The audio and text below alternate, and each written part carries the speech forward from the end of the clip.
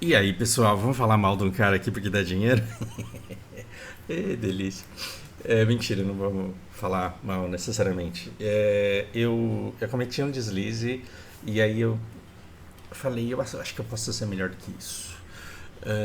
Qual foi o deslize? Eu compartilhei isso daqui porque sim, sou humano e sim, esbarrei nisso porque foi inevitável. Quem que era da comunidade gamer e não viu esse cara falando, nossa, tem a Ashley, vai dar pra você jogar com a Ashley? E quem que não viu esse cara falando, nossa, tem um cara de serra elétrica? É, então, quando eu vi isso daqui, eu dei muita risada e eu republiquei. E depois eu tava conversando com o Zé a respeito disso. E aí eu falei: não, eu acho que eu posso ser melhor. Porque, a princípio, o que que eu falei pra eles? Vou contar uma história de véia aqui pra vocês. Literalmente, de dois velhos, na verdade. Eu e o Reginaldo. Eu tava lá pelos anos 99, 2000, acho que era isso. E o Reginaldo Rossi, ele bombou com essa música que é de 87. Essa música Garçom, ela é de 87. Ela já era velho e a gente não tá aqui para fazer juízo de valor do Reginaldo.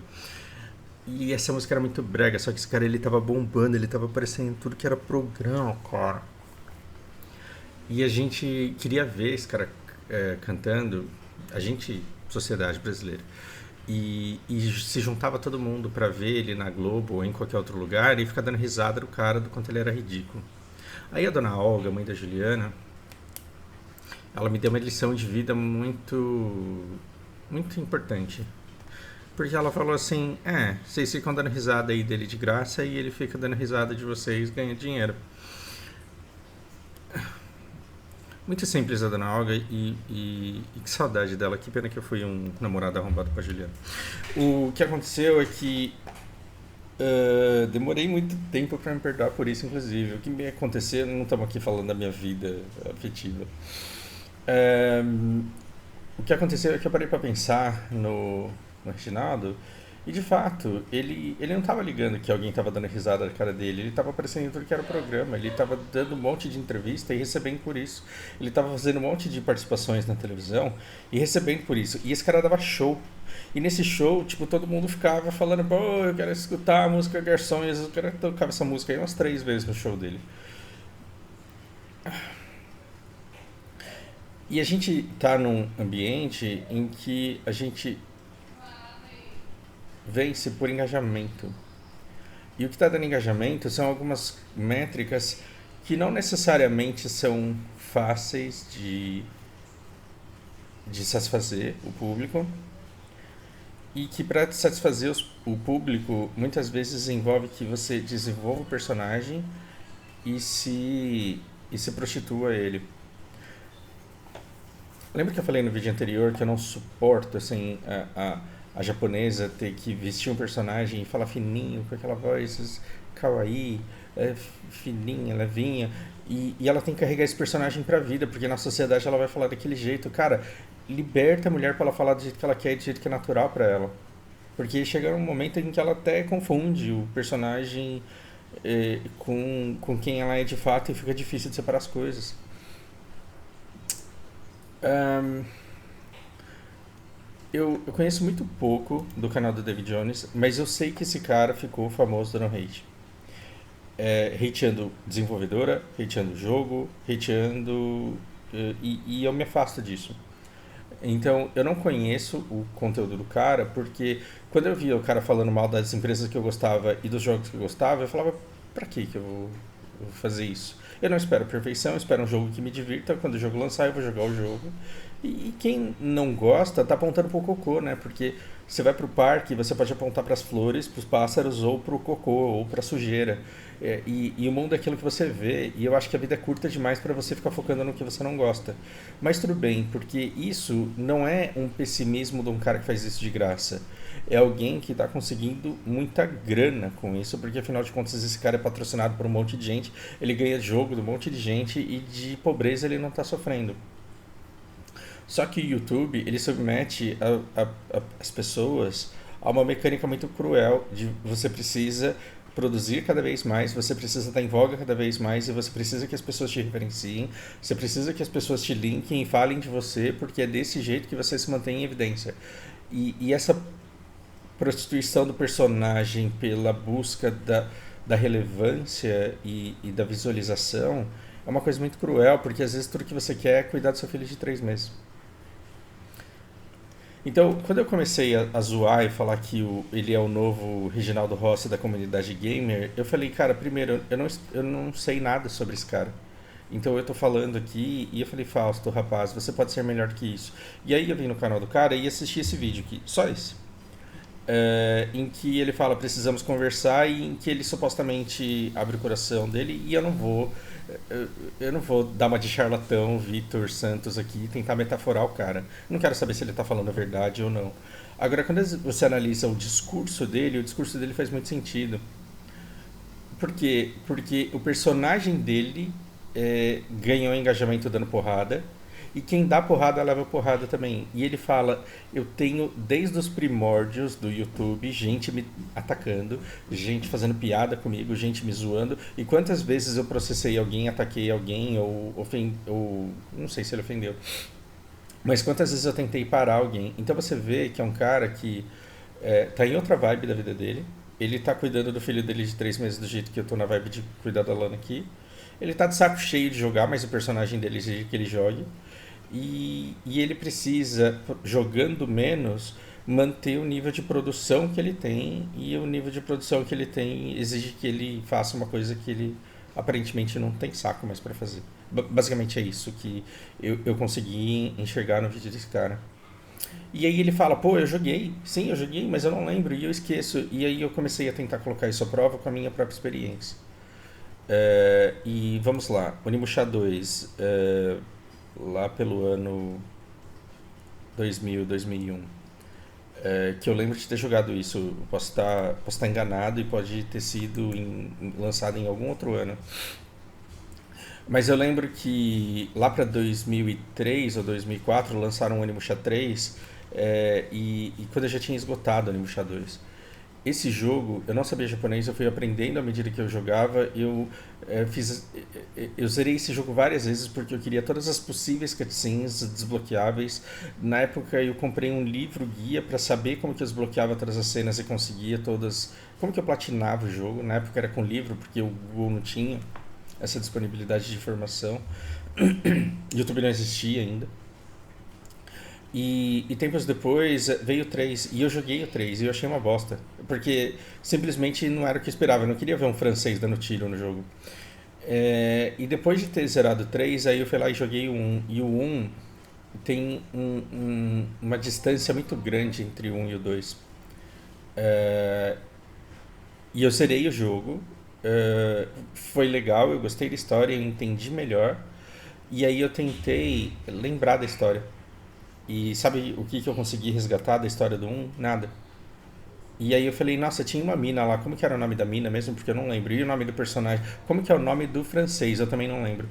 E aí eu fiquei pensando no David Jones falando assim, pô, a Ashley, você vai poder jogar com ela? E aí eu tentei lembrar, eu jogo ou não jogo com a Kaede nesse jogo? E eu não lembrava a Kaede, eu achei porque eu pesquisei depois. Então eu não lembrava o nome da Ashley desse Onimusha 1 e não lembrava que dava pra jogar com ela e esse foi um jogo que eu joguei até zerar. Então, existe uma discrepância muito grande entre as lembranças que eu tenho do Onimusha 2 e do Onimusha 1, do mesmo jeito que existe um vão enorme entre o Metal Gear Solid 2 e o Metal Gear do PlayStation 1 que eu joguei porque eu queria conhecer essa história e do Metal Gear 3 que eu joguei e achei uma merda. Ah, e por que eu achei uma merda? Não porque o jogo não prestou tanto assim. O jogo não prestou, na verdade, na minha opinião. Mas é porque nessa época eu tinha outras coisas mais legais pra fazer. Eu tinha outros jogos pra jogar e tinha outras coisas pra fazer. Mas joguei o Metal Gear 3? Joguei, pô. Então, se você me perguntar sobre Metal Gear 2, aí eu tenho nostalgia. Aí eu tenho detalhes dessa história que eu lembro como se fosse ontem. E talvez se você me jogar aqui, ó, nesse navio que é onde o jogo começa, eu sei exatamente como que eu distraio o cara pra ele não me enxergar e eu sei exatamente como que eu bato no cara pra conseguir invadir o navio e começar a história. Agora, se você me jogar no 3, eu não sei nem por onde eu começo. Não sei por onde eu começo. Então, a gente tem que. Como eu, que estou aqui pensando junto com vocês, enquanto eu gravo isso, é, é, penso que eu devo analisar um conteúdo e uma pessoa como esse cara aqui de maneira madura. Eu não posso exigir que esse cara lembre de coisas que ele jogou, porque eu também já joguei uma caralhada de coisa que eu não lembro. E ele fala uma coisa que é no mínimo relevante. Ele fala: eu não me propus como especialista de jogos e bom de jogos, ele só gerou conteúdo sobre. E aí eu lembrei de raids similares que eu tomei da comunidade de Black Desert, na época em que eu comecei a tomar hate da comunidade do Malaka. Eu, o Malaka nunca mandou ninguém ir hatear e que eu saiba ele nunca falou mal de mim. Pelo contrário, a gente teve sempre uma relação muito amigável, mas o público dele gostava de me alfinetar e eu lembro disso porque eu fazia conteúdo do jogo e o Malaka ele desenvolvia um conteúdo bem diferente. Porque o Malak ele pesquisava o jogo, ele ia atrás de fóruns, ele devorava patch notes, ele assistia streams, ele pesquisava muito o jogo. E o que eu fazia? Eu jogava o jogo do meu jeito porque eu queria me divertir da minha forma. Então, enquanto eu estava mostrando para o meu público o que eu fazia e de que maneira que eu jogava o jogo, o Malaka tinha outras maneiras muito mais eficientes de se obter resultado muito mais rápido. Então, quem é que jogava melhor esse jogo? Eu não acho que a gente estivesse competindo, mas o público ele consegue identificar que tem um cara que joga do jeito certo e eu era muito atacado por ser não só um cara que jogava do jeito errado, como ensinava do jeito errado, porque eu ficava fazendo coisa que se alguém decidisse fazer, ia ter que jogar 12 horas por dia para obter 30% do progresso que o Malaka estava conseguindo. Então, como que você gera um público maduro com demandas corretas, entendendo que existem determinados canais que só explodiram porque eles se submeteram a determinadas mecânicas que funcionam na internet e que você não pode esperar de um cara mais do que o personagem que ele ofereceu para o mercado. E o David Jones, aparentemente, é um cara que ofereceu para o mercado um personagem de hate. Gente, dá uma olhada nesses sites de fofoca, a quantidade que tem e o tanto de gente que segue. Agora pergunta para essas pessoas que seguem canal de fofoca se ela gosta de fofoca. Ela vai falar: odeio. Odeio Big Brother, eu tenho nojo desse programa. Mas o que aconteceu ontem? Ela sabe tudo. Então a gente tem um conflito de demanda e expectativa. Porque se nós, como público, recompensamos o cara que gera canal de fofoca, e se, como público, a gente demanda canais onde tem um cara dando porrada numa empresa e porrada num jogo, é isso que a gente vai ter. E depois não adianta a gente falar assim: pô, mas eu quero que ele seja um ser humano bom. E ele não é um ser humano bom, porque ele fala uma coisa que na verdade ele não é, sendo que o cara ele já tá sendo um personagem desde que ele fundou o canal dele. Só que é fácil você ser um personagem amargurado quando você tá sozinho no mundo e quando você tá num projeto de ascensão na vida. Agora, quando você chega num topo, que você tá enchendo o rabo de dinheiro, que você tá com um monte de patrocinadores e tá com um monte de gente trabalhando para você, aí quando você tem a sua família e quando você olha para uma criança de 3 meses, como é o caso dele agora, e ele olha para essa criança, ele vai falar: cara, eu não tô afim de jogar. E eu não tô afim de ser tóxico, porque uma criança no seu colo, ela tira um pouco do ódio da sua vida. Não tô falando pra vocês terem filho, não. Pelo amor de Deus, não tenham filhos. Somos 8 bilhões nesse planeta, adotem. Cachorro, planta, alguma coisa assim. Não sai fazendo filho, não. Mas o que eu tô querendo dizer é que quando você tá com grana na sua conta bancária, tá num relacionamento saudável e olha uma criança no seu colo, é muito difícil você vestir o personagem hater e ficar falando mal de alguma coisa, e fica muito difícil você ter saco pra ficar 12 horas por dia tentando platinar alguma coisa, pra ser o cara que mais manja de um jogo só porque você tem o maior canal de mostrar pras pessoas como que um jogo funciona. Você pensa que esse cara tá preocupado com isso hoje?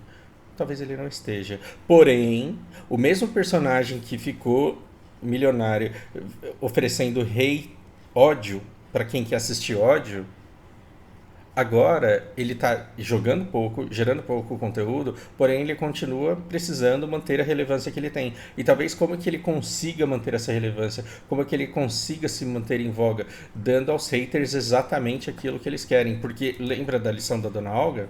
Ela fala, vocês ficam dando risada de graça do cara enquanto ele ri escondido de vocês aí, rico, né? Então, esse cara aqui, você acha que quando ele faz um react de um jogo, ele não planta umas bombas lá de propósito para um monte de gente fazer um monte de short e gerar um monte de conteúdo, porque isso está trazendo mais especialistas pro canal dele para pegar um vídeo de 1 hora, de 1 hora e meia, de 30 minutos e assistir prestando atenção em cada detalhe, porque ele quer ser o cara que vai fazer o react com a porrada mais forte em cima do David Jones, que é um meme. Tem um monte de gente hoje, nesse momento, estudando os vídeos dele para fazer um vídeo melhor do que os outros, dando porrada nele, tirando o sarro dele mais engraçado. Inclusive, um monte de canal também subiu fazendo hate de conteúdo. Então, o que me impressiona não é que ele se submeta a gerar conteúdos memáveis e centenas e dezenas de canais fiquem fazendo meme em cima do conteúdo dele. O que me deixa impressionado é o quanto tem de gente disposto a ficar dando risada de graça do cara, sendo que ele tá rico e bem. E você tá feliz porque tem alguém dizendo que você é superior ao alvo da sátira porque ele não manja tanto de Resident Evil quanto você. Dá pra ser melhor. Dá pra ser melhor. Então, o que você faz? Não perde seu tempo, não. Eu sim publiquei esse meme, mas eu acho uma imensa perda de tempo você dedicar a sua atenção e tempo e foco em cima de alguém que você não admira. Por quê? Porque o mundo está repleto de pessoas admiráveis. O mundo está repleto de Helenas do canal Acrópole. O mundo está repleto de pessoas que você começa a seguir e fala, puta que pariu, quanto conhecimento rico existe no mundo. E aí você decide focar em jogos, num cara que joga mal e que gera um conteúdo de ódio e de pessoas falando quanto ele é ridículo. E aí o que você atrai para sua vida quando você está jogando ódio em cima de baixa qualidade? Você poderia estar jogando interesse, amor e paixão em cima de conhecimento de alta qualidade que vai transformar a sua vida. Se eu pudesse ir numa comunidade gamer e falar assim, pô, vocês estão perdendo tempo, vamos.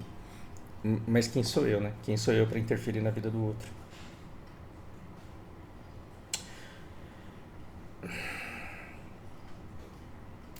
É, é engraçado o quanto todo mundo tem um disclaimer assim, né? Não, não é porque o cara gera conteúdo que ele tem que ser muito bom.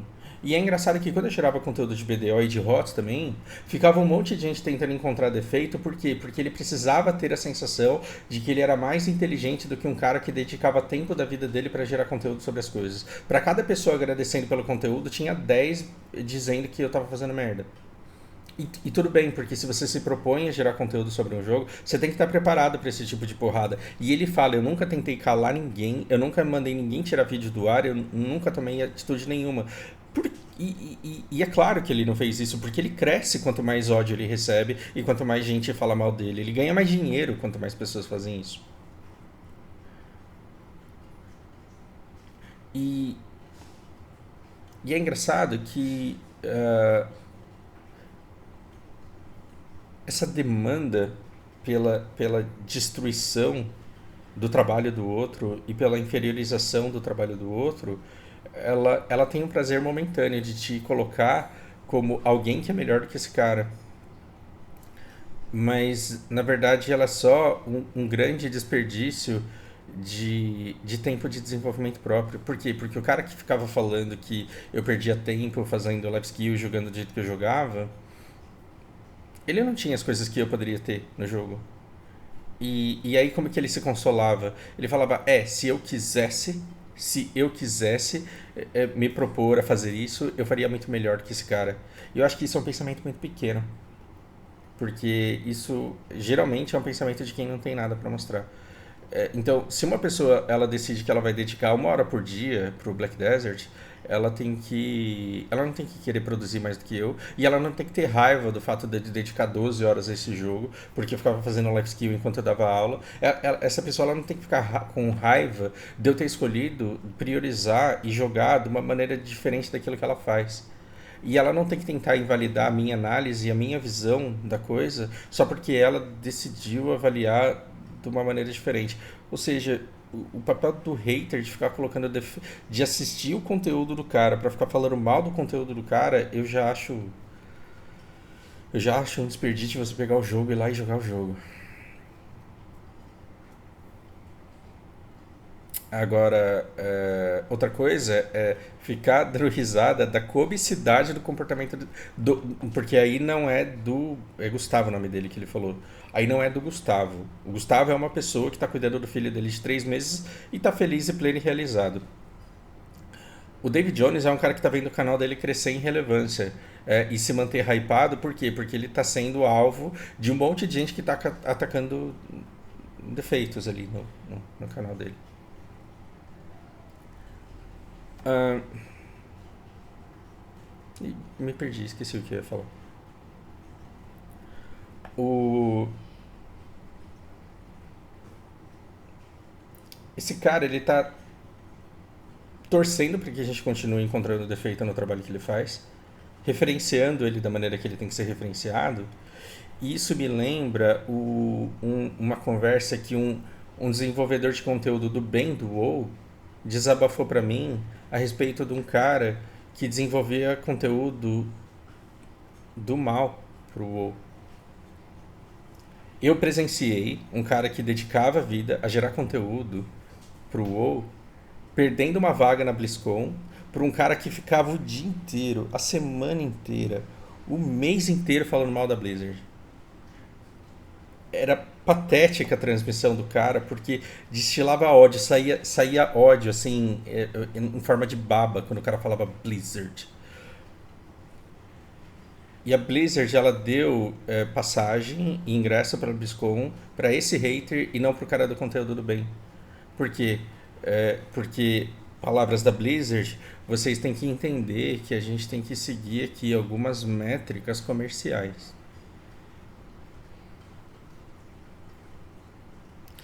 A minha pergunta é: quanto dinheiro será que esse cara ganhou das empresas para ficar falando mal das empresas e dos jogos que elas produziam? E aí, se você quiser dizer pra mim, empresa nenhuma jamais seria burra de fazer um negócio desse, a Blizzard já fez e eu vi fazendo.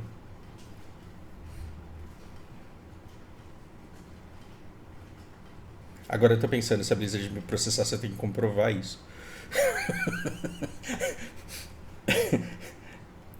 Não tem como comprovar isso. Mas eu já vi acontecendo bom, aí qualquer pessoa que conheça a live do cara e veja os vídeos dele na BlizzCon daquele ano vai saber. Entenda que tudo que se fala por um motivo. Por que é que a pessoa está falando aquilo que ela fala pra você? E por que que todas essas pessoas estão falando mal desse cara?